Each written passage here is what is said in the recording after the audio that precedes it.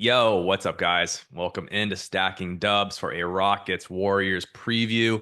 I'm your host, Chris Chin. Just want to give you kind of my keys to the Warriors taking care of business in this series. I'll give you a little prediction at the end, and just kind of what I'm looking for and which Warriors players are going to need to step up in big ways if they are going to take care of the Houston Rockets. Obviously, the last time we played the Rockets, they were fresh. We were tired, and that's not an excuse, but it did not look good. Warriors could not find ways to really put the ball through the hoop. Steph Curry very much struggled through Amen Thompson and other defensive prowess. And not that I'm going to expect Steph to struggle again, but I think what we can be sure of is that this is going to be a defensive matchup on both sides of the ball. Both defenses very good. Rockets, obviously, because they lack that offensive firepower and a true, number one score that they can run their offense through. I think that, they're obviously going to rely on their defense, try to make this game muddy, make it slow. They're going to try to force turnovers and get out in transition and just kind of use their athleticism.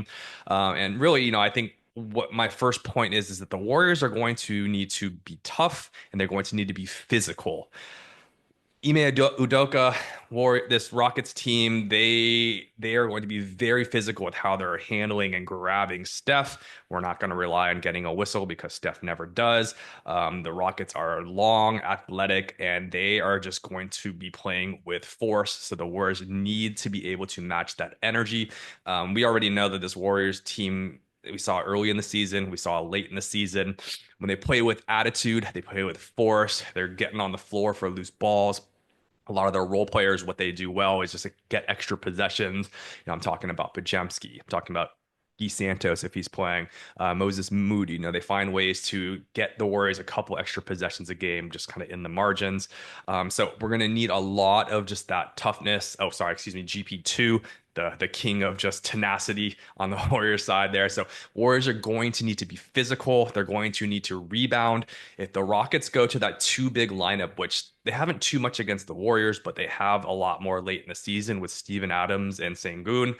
Warriors are going to have to box out, keep the Rockets off the glass, especially offensive rebounding, where high flying athletes like Thompson, like Jalen Green, like Jabari Smith, a lot of young energy players that are going to be playing in their first playoff series. So that they're going to come out with their hair on fire. Got to keep them just under control. Got to really just kind of get them, past that adrenaline stage where they're the ones finding extra possessions. So we got to box out and we just got to play smart, but we got to play physical. I think this series, like I said, is because it's going to be a defensive series, it's going to come down to shooting. Personally, the Warriors, I think our weakness and what might keep us from being true contenders is just going to be the shooting outside of Steph. Jimmy Butler, Steph Curry going to demand all the double teams and just kind of put the defense in rotation. And teams are going to live with Draymond Green, Pods, Moody, GP2, all the extra players shooting threes.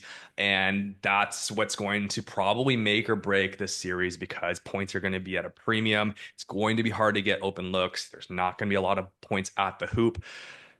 Warriors are going to have to knock down open shots, especially late in the game when the Warriors are going to be, if they're going to be winning, I see a lot of close clutch games. And, we have the two best clutch players, maybe not in the league, but, yeah, maybe in the league in Steph Curry. And then Jimmy Butler can find ways late in games to just get to the line, get points. So I think towards the end of games, the Warriors are going to have a huge advantage. But a lot of that depends on, hey, can guys like Moses Moody, Pajemski, maybe if GP2's in the game late, whoever it is, even if it's Buddy Hield and he's on a heater, he might find some late minutes.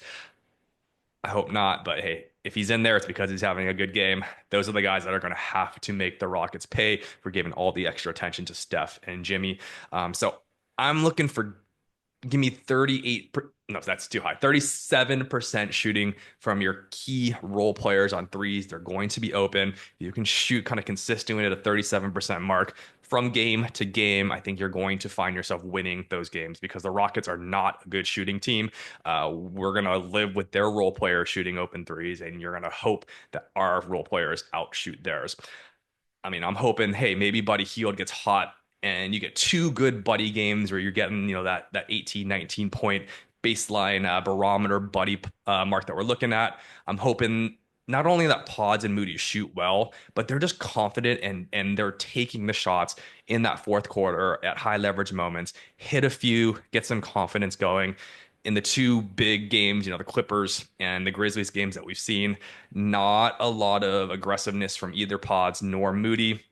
Got to shoot the open shots, and if the ball finds them, they need to find a way to make an impact. And every bucket that they score in clutch time is going to be that much more confidence building for future playoff series, which I expect the Warriors to keep on moving with. I guess on the Warriors side of the ball with offense, it's going to be a lot of matchup hunting. The Rockets, what they like to do, you're going to find Van Vliet, you're going to find Amen Thompson on staff. They're going to rotate. They got a lot of good defenders, and they're going to give a bunch of different looks. But their goal is to hide Sengun. Where are they going to? They want to keep Sengun out of pick and roll action. They do not want Steph finding switches and hunting Sengun because the Rockets are going to switch everything to what we've seen in the last few series. That's how their defense works. That's how it works when you have so many long athletic defenders.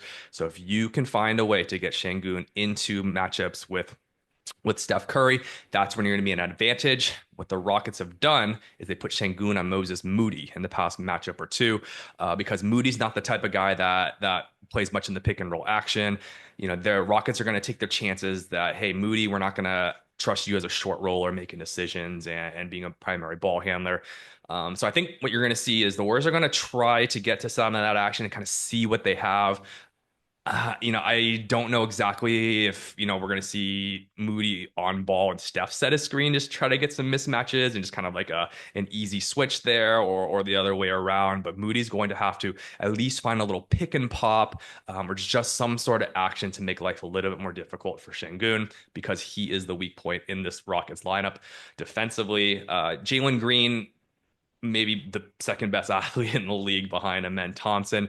Not a great defender despite the athleticism. So they're also going to be kind of hunting that matchup. Maybe you find ways to kind of get him in the action, but more importantly, kind of just using movement, finding ways to outsmart the Rockets and their switch heavy defensive scheme. The other matchup that I really like is Jimmy against a smaller Van Vliet, which they're probably going to have Jalen Green or Jabari Smith or Amen Thompson on Jimmy kind of to start. Got to find ways to get Van Vliet switched onto Jimmy so he can use his size. That's probably going to mean Steph, Jimmy, a lot of pick and roll action between the two of them, force that Van Vliet switch. Again, kind of just depends who's guarding who at the moment. But I think the best way you're going to put Jimmy in good situations is against a smaller defender so he can play make. And then obviously, like we talked about, finding ways for Steph against Sengun. Realistically, again, you're going to have to execute in the half court. It's going to be hard to get out in transition. This team is just that's Rockets team so athletic, so quick.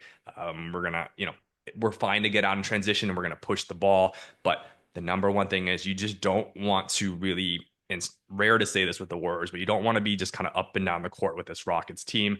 You don't want to be the team that's, pushing too hard and throwing the ball away, giving up turnovers, because if you get this Rockets team out in transition, that's where they're going to hurt you. We'll take our chances on the other side of the ball with our defense, a set half court defense against the Rockets. What the Warriors really do well is if, they guard the perimeter well, but it's just that help behind the point of attack defender in Draymond. And now you have two of those guys because you have Jimmy Butler at that 4 spot, just kind of giving help. So you shouldn't be giving up too many dribble drives to the hoop. And that's what you're going to have to turn off against the Rockets, because that's where everything starts to open up. So if we can kind of just find our way to get set on defense, get into whatever matchups we need to, get Draymond and Jimmy back on D and kind of settled in as help defenders, should be okay. And again, that starts with taking care of the ball on the offensive side and preventing transition opportunities for the Rockets. That also comes down to, rebounding. You got it when you're taking long shots. If you're crashing offense or rebounds, you have to make sure someone's back. If not, you got to make sure that you're securing the ball. And on the other side, defensive rebounding, that's going to be huge. Like I talked about, Rockets are going to be crashing. Rockets are going to use their size, their vertical ability. So gotta box out, gotta rebound because this game is going to be a low scoring game and it's going to be won in the mark. Sorry, this series is going to be a low scoring series. You're going to have to win in the margins. So I'm talking turnovers, I'm talking rebounds, I'm talking free throws. Don't foul Houston. Find ways to get to the line on the other side. If you can do those things, all those things are at a premium because when you're playing games that might be in the 90s or the low 100s, every point is worth that much more. So we started transitioning defensively, right? So, like we said, keep Houston out of transition. The other thing that's going to be pivotal for the Warriors is how they guard Sengun.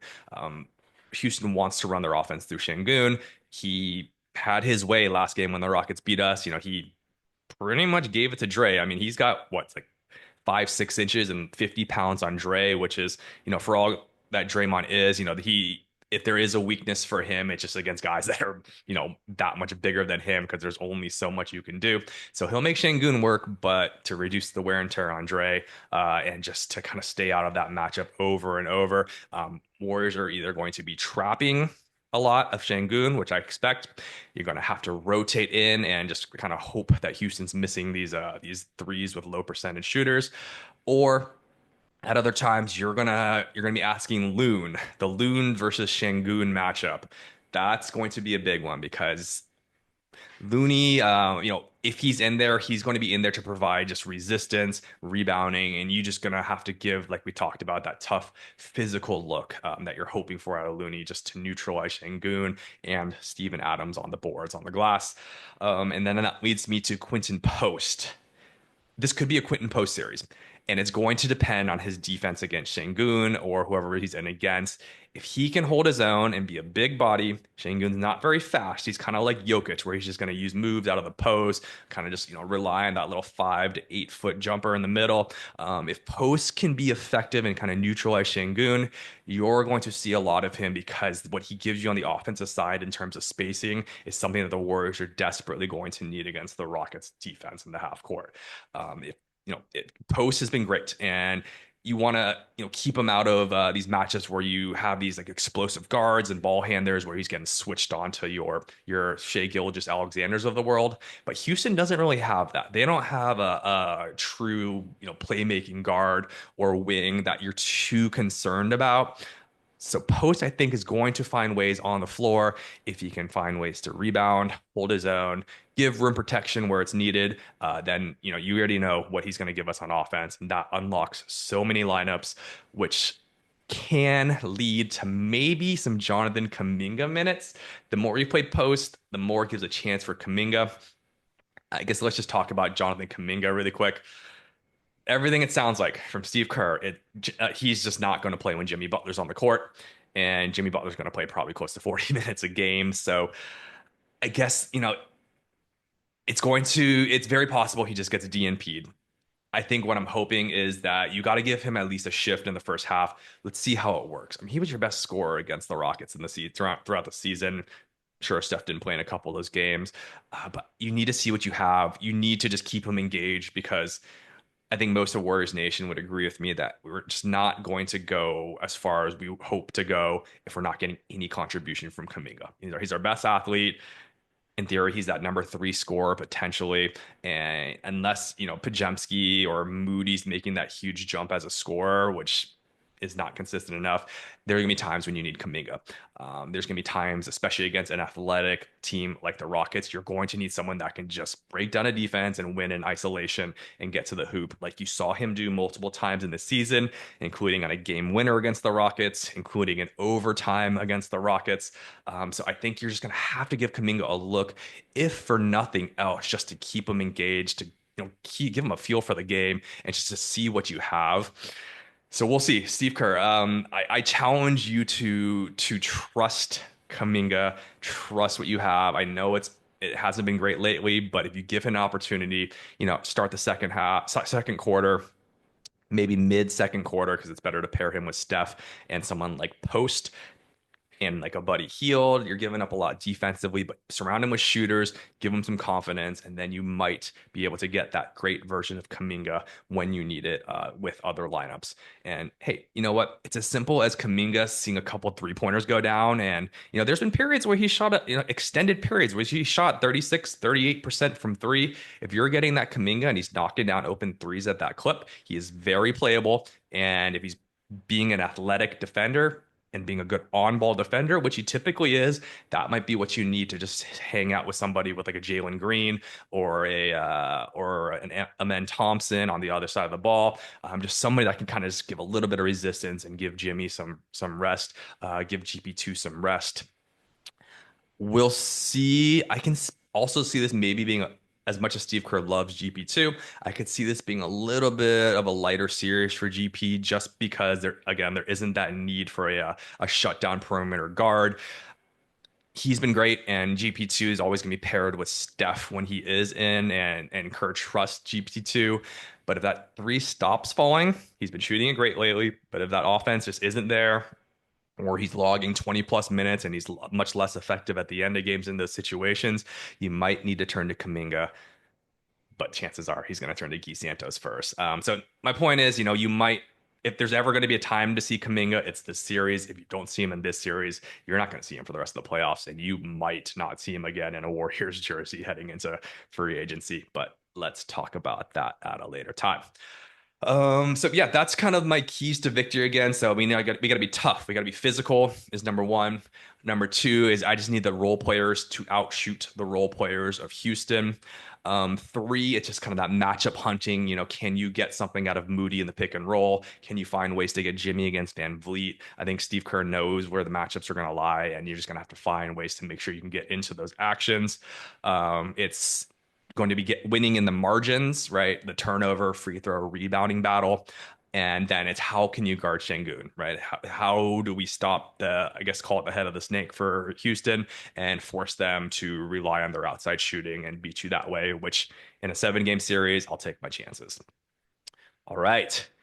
My prediction is Warriors in 6. I think we're gonna get a rude awakening potentially tomorrow, game one. Houston is going to come in fresh, rested, energetic, home crowd. They're gonna want to come out and just prove that they belong in the series. And game one really is going to be a huge, huge bellwether of a series game. I can see Houston winning game one, and then like the Warriors typically do after a tough game one, they're going to bounce back, make the adjustments, which the Warriors are so good at doing with Steve Kerr, with Draymond Green, kind of putting their heads together, Steph Curry putting their heads together, and now you have Jimmy Butler. Just a wealth of knowledge there, and the adjustments I assume are going to favor the Warriors in this series. I think Warriors steal game two, go home to Chase, where game three is going to be another hard fought game. If you can catch my drift, I think the Warriors are going to win a lot of close games in this series. You might get a Rockets kind of blowout game where Jalen Green just gets hot and drops 40 and, is just making his jumpers. So I think you're going to see, Houston take one of either game 4 or 5, and then the Warriors will close it out in game 6 at home, get a nice game of rest before they take on the Minnesota Timberwolves, coming off of a long, grueling 7-game series win against the Lakers. So it's Saturday. Let's watch the Wolves Lakers game. Go Wolves. Let's just kind of take care of business and get the Lakers fully extended out. But yeah, you know what? Let's keep looking ahead. All right, guys. Have a great series. I'll come to you after game one. Go get them dubs. Until next time, peace, love, and stacking dubs.